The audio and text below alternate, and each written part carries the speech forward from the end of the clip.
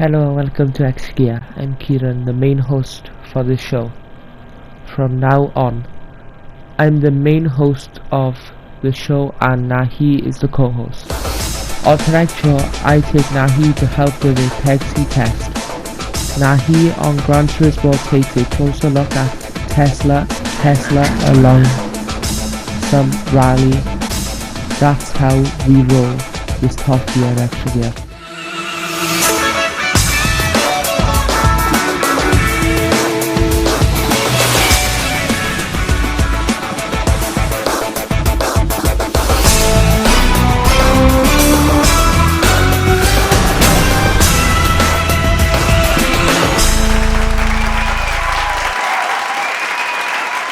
So let's start off with this. The Pegassi Zentorno, now since the new Pegassi supercar came out, it raised some attention to as why should people buy new one if it's the same as the old one, and people were saying it's rubbish, that it doesn't have power. Well, let's test this in the drag race. The Pegassi Zentorno, it is a good car. People forgot about it. I recommend you buy it because it only costs 725,000, and it's obviously a supercar.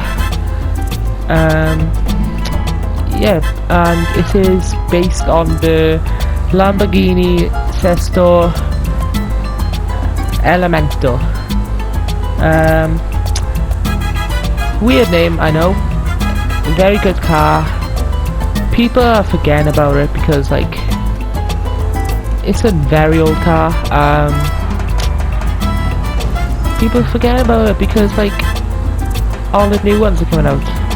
But yeah, it has 6-litre V12 and yeah, it produced 750 HP.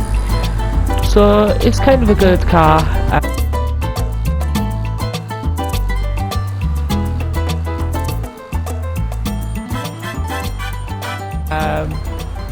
I would personally buy it. So yeah, this is an example of a Tezeract, and yeah, look who's driving it. The smelly Asian. Right, the Tezeract, the Zentorno. This thing is gonna win, I'm sure. But this thing weighs more because of the batteries. His weighs less. Right, to the top. Let's go. No way, that thing can't win. No, look where he is. I was catching up. It's catching up. It's catching up. It's very slow. Zentorno's quick off the line. And it's in front. Loser. I actually won something for once. Look, he's so far back. The brakes are bad on this thing. I don't get why people don't like this. I mean, I'm saying that, but I won that Tezeract drag race. And Kieran, you lost for your first time in your life. You always have to win everything, you know. It's nice, especially this gold one. But the Tezeract is newer, so I suppose I'll go with the Tezeract. Alright, let's move on. This week I went on Gran Turismo and took a spot at some rallying in a Ford Focus RS rally car and got caught up in a rally race. This is interesting, so you might want to sit back and watch. I'm off. This is so fun. Car about £30,000. Standard one start from 16,000. No, that's the Fiesta. Start from 20,000 for a standard one, equivalent to the A class 1 series. The Vauxhall Astra.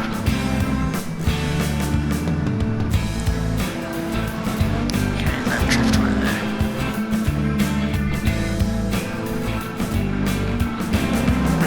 Going for the overtake, failing to do so. Can this beat the old Audi Quattro 4x4 for 4 wheels on this? With the Ford Focus RS rear wheel drive, easy to drift down the corners. Going straight there, big jump. Oh, airborne.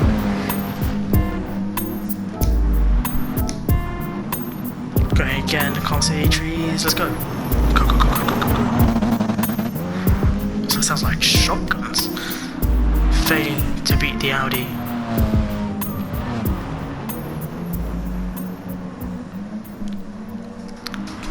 Clearing the airborne. Another lap to do. Final lap.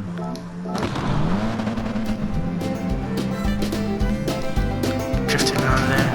So close to the Audi's tail. Come on. Overtake. Move out of the way. It's not moving. Go, go, go, go, go.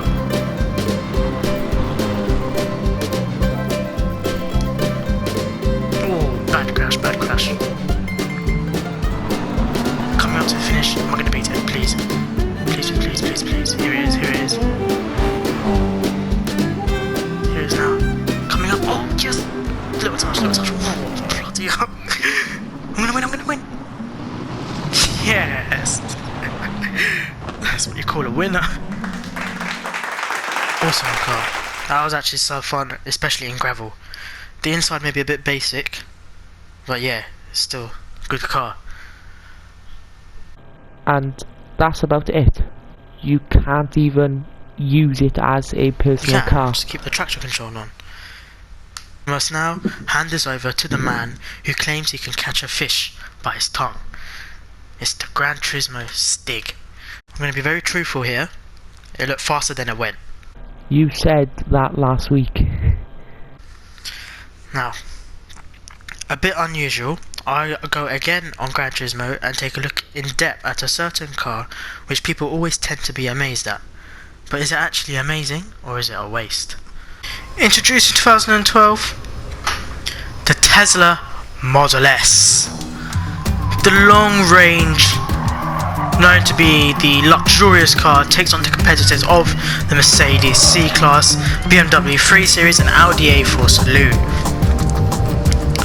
Made obviously by Tesla. You know what Tesla is, the battery powered brand, company, logo, same thing. Costing cheap as £72,000 with a 50-50% weight ratio, 50% at the front, 50% at the back. But the thing about I chose to review this car is you're not buying anything better than a normal car, trust me.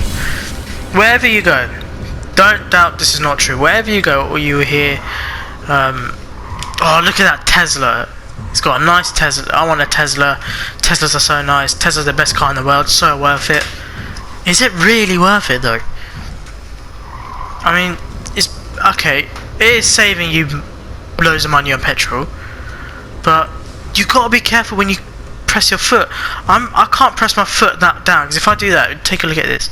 If I push the foot, it goes to red. In a petrol car, that'll be alright, because you can barely push it down. In a petrol car, that'll be alright, because you can just take it to any petrol station. There's always a local petrol station, so you can just go in there and refuel. But on a battery powered car, you can't just go anywhere and stop and refuel. I mean, you can, but you're not going to stand on the footpath for at least 6-7 hours just sitting there waiting for your car to charge. I mean, you want to go somewhere, you want to go out, you need to go. You're not going to wait all day for your car to charge. Think about it. I'll give you an example here. You have to go somewhere, it's 50 miles away, but you only got 20 miles worth of range in your car. If you refuel that if you charge up from that 20 miles, you will end up damaging the batteries. It's like a mobile phone. You can't, once you charge it from 0% and it has to get to 100%. If it's not at 100%, so you charge it for up to like 80%, 50%, and it's not full charge, you didn't even charge it when it was dead completely, your chance of ruining the battery is 7 out of 10. And from previous experience, the Nissan Leaf costs £10,000 to change batteries, or to even buy a set of new ones. £10,000 to change it. And if that's just for Nissan, imagine how much it's going to be for Tesla. I'm looking around 15 to 17 to 20,000. Not picking anyone else here to blame. I mean, It's I mean, I don't want to say, I'm trying not to say false things, but that's just an estimate. If Nissan's £10,000, you have to think how much Tesla's going to be. And also, this car's got lithium-ion batteries in it. Lithium-ion batteries, like, if you watched the Grand Tour, Richard Hammond had a massive crash in it. And if this car had an accident, a big accident, and it started one bit, okay, when cars set fire, they put the fire out, that's it, it's gone. But in a battery car, when that sets fire, you can't. It's gonna keep on getting, all the batteries gotta burn, and then when the fire brigades come put the fire on it, or the water, trying to get the fire out, you're in the car, you can't get out, you're then being electrocuted. Your water is touching the battery. That's just something you gotta bear in mind, isn't it? And obviously you can get this car into London, newly charged, forget all the congestion charge and all that. But is that it? What else is there? I'll give it another reason why I think this car is just undoubtedly terrible. You look at my dashboard here, okay? You're seeing all this, okay? You think it's all Tesla. It's not all Tesla, trust me. This car is not all Tesla. This car is made from different manufacturers and just slapped into one body, and they just named it Tesla. Okay, that's how it is. You might think I'm just joking around it. You're not. You think you're buying a Tesla. I'll tell you the car you're actually buying. It's Mercedes-Benz. You're buying the Mercedes E-Class mixed with the C-Class and a little bit of the S-Class. That's the Tesla want to take the luxury from Mercedes, adapt it a little bit, make no one realise about it, and then shove it in one car. I'm making you realise what you're actually buying. I'm helping you here. Okay, that's Tesla. That is your best friend's Teslas for your Tesla van. If I turn the wheel like this, okay, look at the gearbox. Look at the gear shifter here in this corner, okay? That gear shifter is from the Mercedes E-Class 2012 model. Exactly when Tesla made the 2012 Model S. This one has been carried on to the Mercedes S-Class. Okay, so that is from Mercedes. This is from Mercedes. Okay, now if I turn the wheel this side, as you can see, it's quite hard to see because of my dials. The indicator, the cruise control shifter, the wipers are all from the Mercedes C-Class. Now Elon says that the Tesla Model S is just as good and as fast and faster than the BMW M4. That is a big claim, Elon. Trying to put to the test then. 3, 2, 1, go. Is off. I'm off. He's off. I'm off. We're all off. We're all off. BMW's in the lead. BMW's in. Tesla's going that way. Tesla's going that way. BMW's still in the lead. That thing's got 423 brake horsepower. I've got 460, and this thing is rubbish. Battery power's not producing enough energy. Batteries are rubbish. BMW's miles ahead.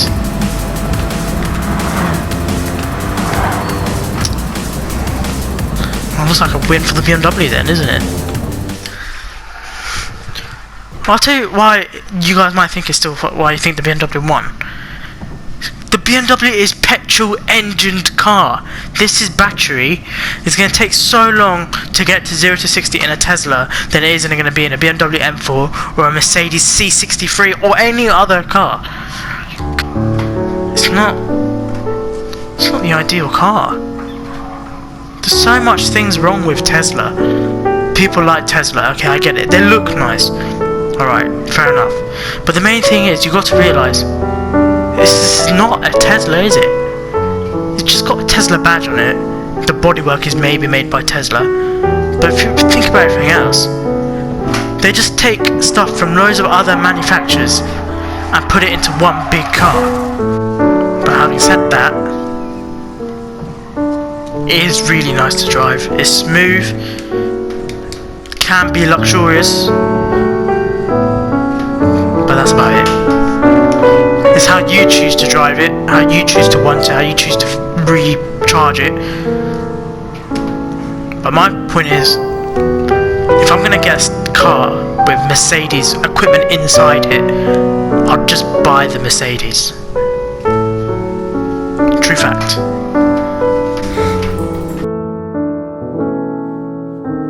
And even maybe it may even last longer than this.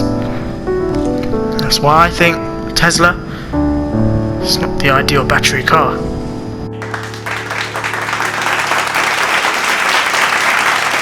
You literally said nothing good about the car. Yes, I know, but it's good looking, and don't get me wrong, it's a really comfortable car, but the parts and the equipment of that Tesla doesn't make it a Tesla. In fact, the buttons and pieces of a Tesla Model S is just more of a Mercedes-Benz. So what's your point? The point is, if you're going to spend £72,000 of your money on an electric car, which is equipment from a Mercedes, maybe buy a Mercedes. Now we don't have time on the show for Stig to go around it on the Gran Turismo test track, so there will be a video online of that lap. Anyway, whatever, in the next week's final show of the series, Nahi does a review of the BMW M4 in the studio reveal and test Topgear GTA's new reasonable price car, and we finish the series off with a race from the military base to the strip club. In sport classic cars, please subscribe and take care. We'll see you then. Good night.